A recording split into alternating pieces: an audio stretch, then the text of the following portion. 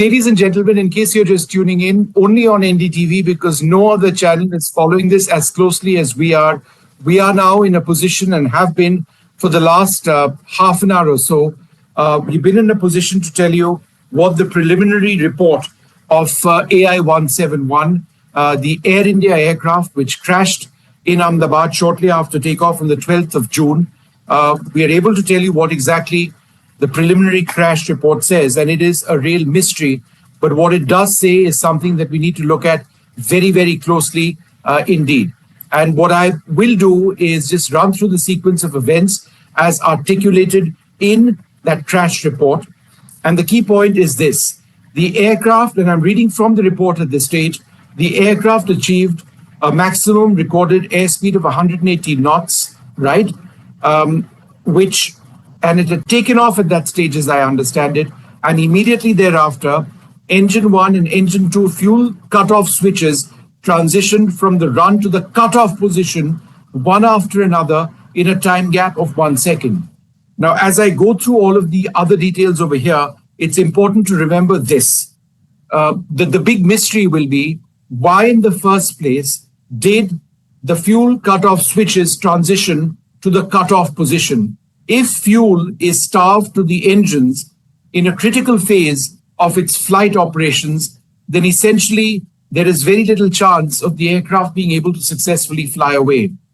The engine number 1 and engine number 2, as a result of these switches moving from the run to the cutoff position, right? And where are the switches? So just imagine this, viewers. If this is the pilot and this is the co-pilot, between them is the throttles. There are 2 throttles because there are 2 engines, and right behind them, shortly, right under, on their side, I should say, behind the throttles are 2 switches. We'll try and bring that up for you in a little while from now. And these switches need to be lifted like this and pushed forward and pushed back. If they are pushed forward, then that means that the engines are in the fuel switches are in an on position. If they are lifted and pushed back 2 notches from the on position, then they are switched off. Now, we don't know at this juncture whether the fuel switches physically moved from the on to the off position or the fuel supply for other reasons, right, which were not associated or linked to the switches, cut off. But moving on, and I quote from the report, the engine number 1 and engine number 2 began to decrease from their takeoff values in other words, the takeoff speed, the takeoff thrust, as the fuel supply to the engines was cut off. Here's a critical bit. In the cockpit voice recording, one of the pilots is heard asking the other, why did he cut off? And the other pilot responds that he did not do so. Now, the aircraft starts to lose altitude before crossing the airport perimeter. There is a system called the RAT. That's it's a system, it's a small propeller which comes out in a situation like this when both the engines have stopped developing thrust, and it starts generating electricity or power just enough to ensure that there is hydraulic power available to the pilots. Hydraulic systems govern the use of many systems. The RAT also develops enough power to ensure that basic electrical controls in the cockpit continue to function. Right, so that was deployed. It deploys only when there is a grave emergency, such as an engine failure, I believe a dual engine failure. In this case, both the engines were starved of fuel. Now, the other key part of this, and this is equally important, is that as per the data which has been downloaded, the engine number 1's fuel cutoff switch then transitioned from the cutoff to the run position, right? In other words, one of the pilots put it back on. And the auxiliary power unit, which is this tiny little engine in the back of the aircraft, that began operating. And that is part of the system. Why? Because that APU, auxiliary power unit, is needed to initiate what's called an auto start logic. Now, all of this happens instantly, right? There's no time gap per se. You need that auto start logic or that auto start function, because once you toggle the switch from the fuel switch from the off to the on position, the effort is to restart the engines. If you restart the engines, you will be able to resume there would be thrust potentially available in the engines, and you should be able to fly away from that situation. When the fuel control switches, the report says, are moved from cutoff to run while the aircraft is in flight, each engine's full authority dual engine control, that's a digital system, automatically manages the relight and thrust recovery sequence of ignition and fuel introduction. This is critical. This indicates that, number one, the fuel control switches went from on to off, but subsequently, moments later, they were put back on, right? And when they were put back on, the engine started relighting. They were able to restart, right? The EGT was observed to be rising for both engines. Offhand, I don't remember what EGT refers to, but essentially the engine started spooling up. Engine 1's core deceleration stopped. One of the engines stopped decelerating and started to progress to recovery. While engine 2, remember the Dreamliner has only 2 engines, was able to relight it, did restart, but could not arrest the core speed deceleration and reintroduced fuel repeatedly, right? Automatically, you pump in more fuel, you hope it catches, and you hope that enough thrust is being generated. But that perhaps didn't happen. And I think a few seconds prior to that, one of the pilots transmitted, "Mayday, mayday, mayday." That's an emergency call. The air traffic controller inquired about the call sign. The air traffic controller didn't get any response, but observed the aircraft crashing outside the airport boundary and activated the emergency response. So that is the sequence of events that we know at this stage. In all of this, and from a very basic reading of what I have seen, it does appear to me that the focus of investigations will be on how the fuel switches in that Boeing 787 Dreamliner went from the on to the off position. Remember, one pilot asked the other, "Did you switch off the fuel switches?" To which he said, "No, I didn't," which begs the question, why exactly did this happen, right? That remains a mystery. It impacts Air India, it impacts Boeing, it potentially impacts General Electric, the manufacturer of the engine, as well. But it does remain at this juncture a key question. Had this aircraft had a little more altitude, it does appear that it would have flown out of that situation. Another key bit of information, there was a lot of speculation on whether the flaps of the aircraft were configured properly, whether they were in the takeoff thrust position, position they were, right? So let's put that theory and toss it away. There was no incorrect configuration of the flaps of the aircraft. It was correctly positioned to ensure the aircraft could take off properly. So that wasn't a factor. The undercarriage was retracted. Remember, if there was an engine power, the undercarriage wouldn't have gone up. That causes problems in terms of it being unaerodynamic, the aircraft itself. But the fact of the matter is it didn't. But we have run through the basic sequence of events, which I've been able to understand from a speed read of that situation. That's what we know at this juncture. And we will try and give you more details as it actually does come in. But these are key findings from the Air India crash report. It is a preliminary report. It's not the final report. The final report comes in perhaps a couple of months from now. Whether there is a press conference or not on this report, we will know later on.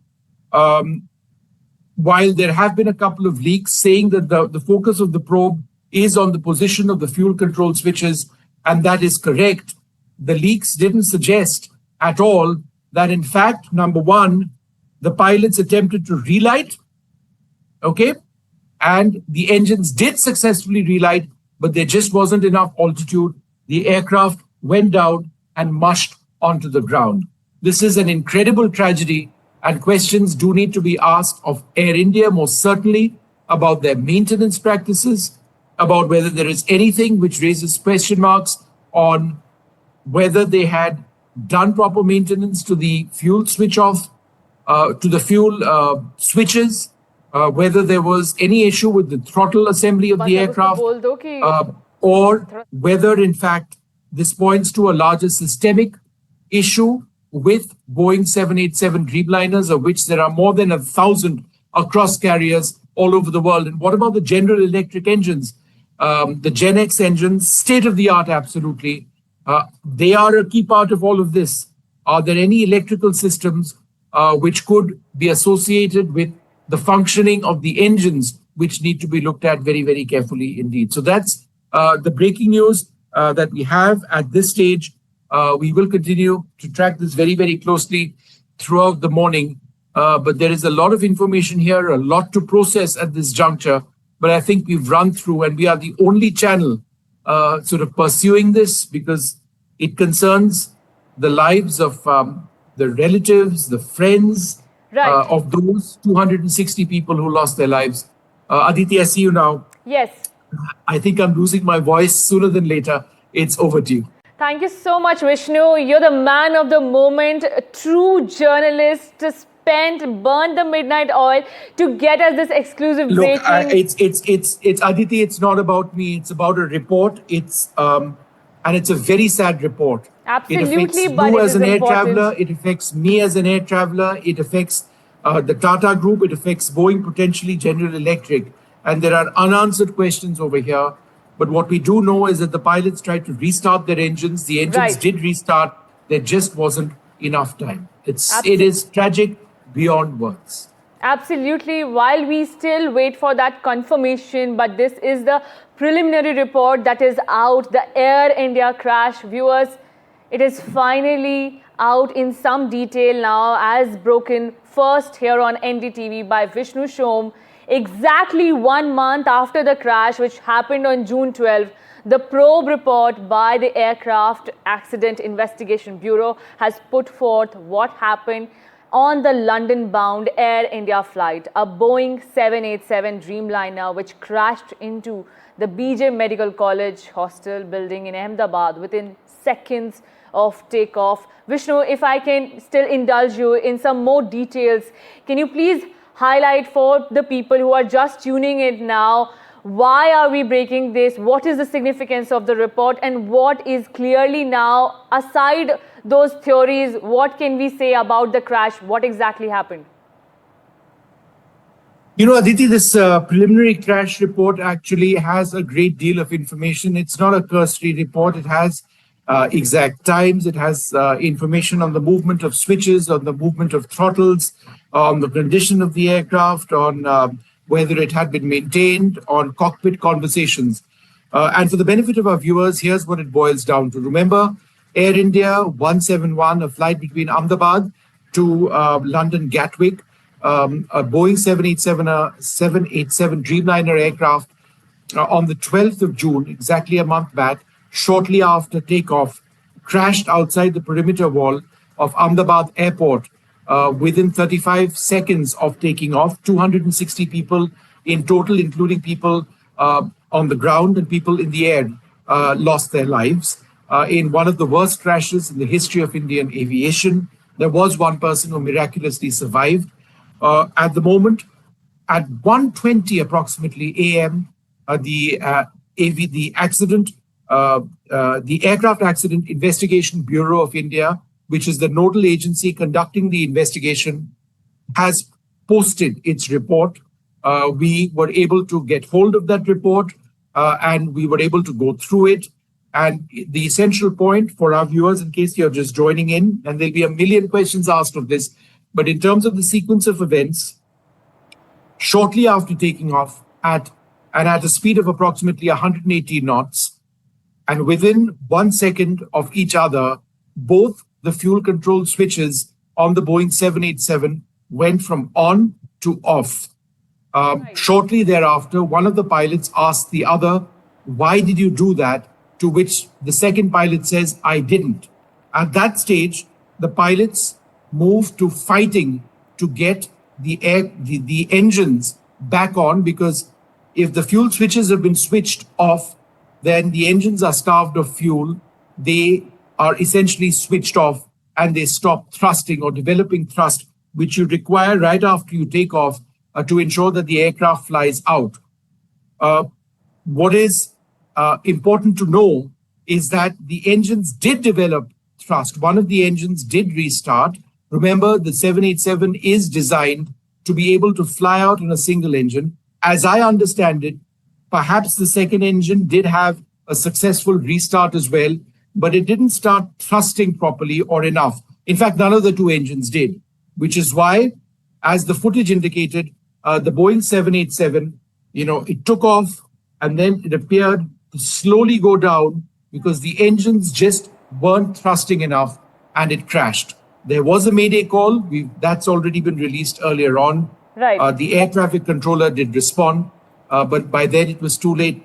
Aditi, if this aircraft had a few thousand feet more of altitude and a little bit more time and a little bit more speed, they would have gotten out of this. Absolutely, and that's what we are seeing on the video also. The video is the 32-second fall, that critical moment when it lost that thrust.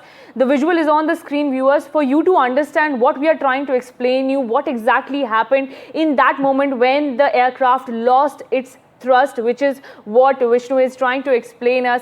The switch part where several reports were also highlighting that maybe the switch was accidentally shut off by the pilots. There were several reports that were doing the rounds. Will this preliminary report now, Vishnu, shut down all those rumors and put forth some clarification? Aditi, one of the points that everybody had speculated on the basis of that footage which we see on our screen of the plane taking off, was whether the flap configuration on the wings was correct. So if you've got the wings of the aircraft, there are certain surfaces, which are the flaps. They have to be in the takeoff position. They're right underneath, right? Like this. Instead of this, they are like this in a takeoff configuration on both sides. Obviously, if the aircraft is not configured properly in terms of its flap position, its takeoff flap position, then taking off becomes much more difficult. This digital flight data recorded information says that, number one, the aircraft was properly configured for takeoff. The flap position was okay. So that theory is thrown out, doesn't apply. The undercarriage was in the retracted position. It hadn't been in the raised position. But, in a situation like that, when you're just seconds off the ground and you are in a crisis, the pilots may not have had enough time to lift the undercarriage. In other words, to make the aircraft more aerodynamic. Even if they did, if the fuel flow to the engines was cut off, as we know now that it was, then, it wouldn't have gone up necessarily. So that's something fairly, it's consequential in the overall outcome, but in the scenario that they were in, the undercarriage not being retracted is perhaps something that could be understood. Absolutely, and Vishnu, it all boils down to, and this is my final sentence, Aditi. Right. It all boils down to why were the fuel switches, why did they move from on to off shortly after takeoff? Nobody knows that. Was there an electrical failure? When one pilot asked the other, did you do that? He says, no, I didn't. And then they switched on the engines again. The engine started working, but it was too late. It's a huge mystery. Rightly said so, Vishnu, and nicely put out by you in easy words. This is what the preliminary report by the investigation probe panel has been saying. Both engines shut down after the takeoff. Pilots deny initiating fuel cutoff switches. RAT deployed, indicating complete power loss. And while we are talking on the report, what does it mean, Vishnu, for the Boeing now, or the operation of Dreamliners? Well, that's a very important question, Mark. And the fact is that Boeing, which is part of the investigations, the NTSB, the National Transport Safety Board of the United States, which is very much the gold standard of investigations like this. They've got decades of experience in dealing with this sort of thing. And General Electric, as the engine manufacturer of the Gen X engines, which power the Dreamliner, one of the most powerful engines of their class in this category of aircraft, none of them sounded out an alert to their clients, in other words, operators of the Dreamliner around the world. So the question that arises is, if they haven't already done that, why have they not done that? Is it because they have discounted the possibility of a failure on the Dreamliner, a systemic failure on the Dreamliner aircraft or on the Gen X engine, or have they just delayed taking that decision? On the basis of what we are seeing over here, it does appear to be fairly inconclusive. And I think there will be many, many more questions which are raised on why were the fuel switches moved from on to off in the first place. We just don't know. Absolutely. And right. Vishnu, thank you so much for detailing it. But we have that picture now that you were talking about, that RAT. The ram turbine, the RAT. Yes, that picture is what explains a lot about what happened, and you were trying to tell us to. This is the video, the moment when the aircraft lost its altitude and the thrust, and then in just 32 seconds, viewers, the visual on your screen, the plane started to dip and it plunged, after which it was all that we could regret. Thrust levers were found idle as per the report. Data showed thrust. There were also reports that there was a bird strike that might have led to this, or the weather condition was not right, or the crew wasn't experienced enough. But this report has finally cleared it all out and given a clearer picture. Tell us more about how further it is likely to impact, what the probe will be coming out in a few days when the final report will be put forth, and what does it mean for Air India and its future? There's so much detail over here. We're going to have to go through this, but obviously it means a great deal for Air India. People will want to know why exactly this crash took place. And on the basis of the final points which have been mentioned in this preliminary report, which is a fairly comprehensive report, there are no clear answers. They've established the sequence of events. It obviously has a huge bearing on Air India. I would suggest it has a bearing on Boeing 787 Dreamliner operators around the world as well. Because there is no clear answer on why the pilot would have, or anybody else, or any electronic system would have activated, or whether it's at all possible for those fuel switches to have moved from the on to the off position. It's difficult to say at this juncture why exactly that happened. So it is a bit strange at this stage. There'll be a lot of investigations which actually sort of go on into that. Absolutely. And Vishnu, does this report bring some closure to the families who are waiting for answers? The families who were since 1 month were waiting to see what exactly happened, how it happened. There were several questions raised. And now finally, is there some kind of closure that these families can get?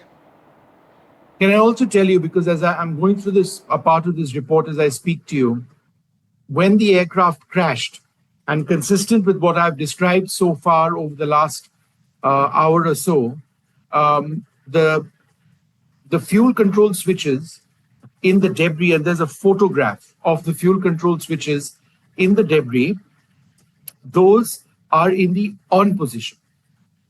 So while it may have moved to the off position earlier on, it's quite clear that an effort was made to recover this entire situation.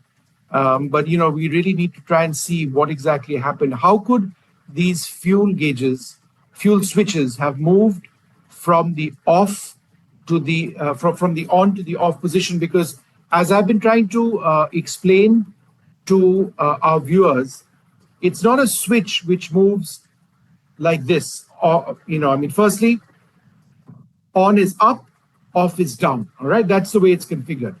But it's not a simple question of moving it like this and like this. The switches have to be lifted, right, as a safety measure. And then if suppose they are in the on position, you lift it, you move it through a detent in the middle, and then you bring it down, and then you let go, and then it moves to the off position. To get it back into the on position, you lift it and you move it up to, and then it goes back down. All right?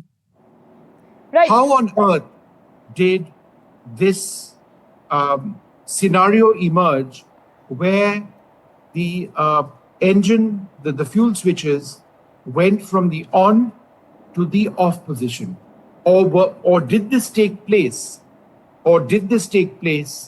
As a result of a system extraneous to the switches itself. Right. We Right. don't know. Right, rightly said. So, Vishnu, while I'm also reading this part of the report that has come out, at one point it mentions fuel control switch inspection was not carried out despite an FAA advisory.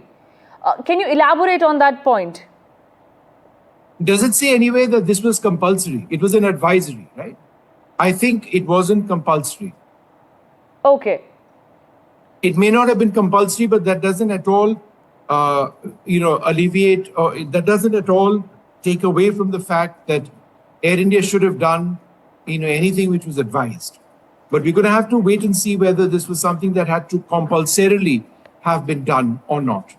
Again, that's a part of the report which I haven't actually gone through because I've been on air for the last hour or so. But that's something that I do remember briefly sort of going through, but not really fully understanding or grasping what it actually meant. Absolutely, Vishnu, and we will be, keep deep diving into the report that has come out. We are, still gathering all the facts and the places in which we can, in an easy manner, elaborate what exactly happened. I'm also reading one part of it, as you have also described. So the overall, finally, that we can summarize in, a crisp 10 points for our viewers before we let you go. Vishnu, both engines shut down seconds after liftoff. Pilots denied initiating fuel cutoff switches. Voice recorder confirms surprise in cockpit, which is that the pilots were transmitted at about 8:09:05 UTC. One of the pilots transmitted Mayday, Mayday, Mayday. The ATCO inquired about the call sign. The ATCO did not get any response but observed the aircraft crashing outside the airport boundary and activated the emergency response. This is also part of the report that has come out that we are telling you. Thrust levers at idle, but data showed thrust. RAT deployed, indicating total power loss. Engines tried to relight, but it was too late. Fuel was clean and aircraft was within limits. There was no bird strike, no bad weather condition as was being reported after the crash took place on June 12. Known fuel switch fault never inspected. Likely system failure led to this shutdown which happened, and we will be bringing you more details from this report as we continue our coverage on what exactly happened. These are the 10 points and 10 highlights that we have for you currently. Vishnu, before leaving you, just if you can finally for our viewers elaborate in 3 quick big takeaways that you get from this report that has come out. Number one big takeaway, why did that fuel switch or both the fuel switches within a period of 1 second move from the on to the off position shortly after taking off? The second big question is the conversation between the pilots. Was it conclusive? In fact, we've got the fuel control switches in that picture. One pilot asked the other, did you switch off the fuel? And he says no. And then they tried to restart the engines. And that is successful, but there's not enough time and they crash. But I think the question that does need to be asked is there any way in which the fuel flow to the engines, and this is my final point, can be cut off without the pilots actually physically switching off the engines? If there's an electrical fault, if there is a problem in another part of the aircraft, which results in fuel flow to the engines being cut off, then it may not necessarily have to do with the switches in the cockpit itself. That said, that's something which is conjecture, I don't know.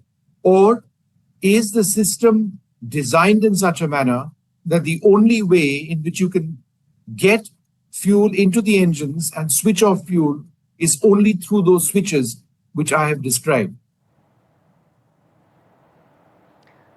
Right, I think those are the 3 key points, among many. Right. And I think it is inconclusive. It is inconclusive But we do know that the focus of investigations will be on the circumstances in which those fuel switches move from the on to the off position. How on earth did that take place? Absolutely That's right. what it boils down to. Absolutely, this brings back a lot of questions. Also, what exactly happened now that the preliminary report is out? How will the probe be conducted from now on? Where will this lead? What will the final report say? While there are several reports, theories that people were saying it, what happened exactly? Now that this preliminary report is out, there is some closure that we can give to our viewers who are watching us right now, that this is what happened. These are the likely causes. The fuel switch is where it all brings it down to what exactly happened.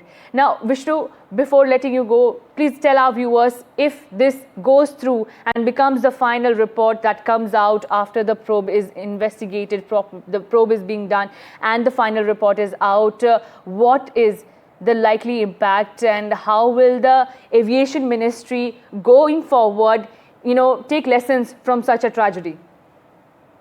So, in a few hours from now, one would only hope that the government does come out with a press conference. We do want to hear Boeing 787 pilots or examiners or those who are part of the Accident Investigation Board who've actually looked at all of this data to try and understand what they need to see. Are they looking closely at the role of the pilots? Is there anything to suggest that the pilots or one of the pilots improperly switched off the engines? Is there something suspicious about that? Or in fact, did the fuel flow to the engines cut off because of another system elsewhere in the aircraft, right? And when they attempted to relight, they were evidently successful, but that's something that's not been reported in all of the media leaks so far, that, the engines did restart. Right. But there just wasn't enough time and space. So Vishnu, do you, in your experience, do you think that, inspections should be conducted more regularly as to avoid such tragedies? So these inspections, Aditi, are carried out very regularly. Whether this is a larger maintenance issue of Air India needs to be really seen. But it is mysterious at this juncture, without a doubt, on why these fuel switches went from the on to the off position. It really boils down to that. If it is as a result of a maintenance failure of Air India, then that's something that Air India would be fully accountable for. If, however, there is a design defect or a software fault or an electrical failure, then that impacts more than 1,000 Dreamliners, 1,200 Dreamliners in operation across the world, across airlines. It affects Boeing, potentially General Electric, and the airlines themselves. It would throw international civil aviation into a real tizzy because, there are lakhs of passengers around the world who fly on a Dreamliner, not least of all Air India, which has more Dreamliners in its wide-body fleet than any other wide-body aircraft that it presently operates. So we just don't know now, do we? Why did these fuel control switches that you see on your screen move from the on, which is in the top, right? You lift them up like this and you bring them back down. And why did it go down? Or, in fact, was it cut off elsewhere in the aircraft, even while the switches themselves were in the on position? We just don't know. And that remains at the heart of the mystery. Absolutely. Thank you so much, Vishnu, for bringing us all these details, putting it down in such an easy manner for our viewers to understand what happened. This is the preliminary report that has come out that has been presented by the AAIB, and the 10 major findings that we can, bring you down right now is that both engines shut down seconds after takeoff. Pilots deny initiating fuel cutoff switches. RAT deployed indicating complete power loss. Fourth, engines tried to relight but failed. It was too late. Fifth, this happened in just 32 seconds after the liftoff because of low altitude. Sixth, thrust levers found idle. Data showed thrust. There was no bird strike, no bad weather condition, which was the case earlier, which was the rumor earlier. Fuel tested clean, no contamination was found. Ninth, the crew was experienced. They were medically fit and well rested. And the 10th and the final point that we can tell you right now is that possible fuel switch fault not inspected, likely being the cause. Thank you so much everybody for tuning in right now. This is the report, the preliminary report that has come out by the Aircraft Accident Investigation Bureau, which was probing into the June 12 crash which happened and claimed so many lives. This was the Dreamliner which became a nightmare for many.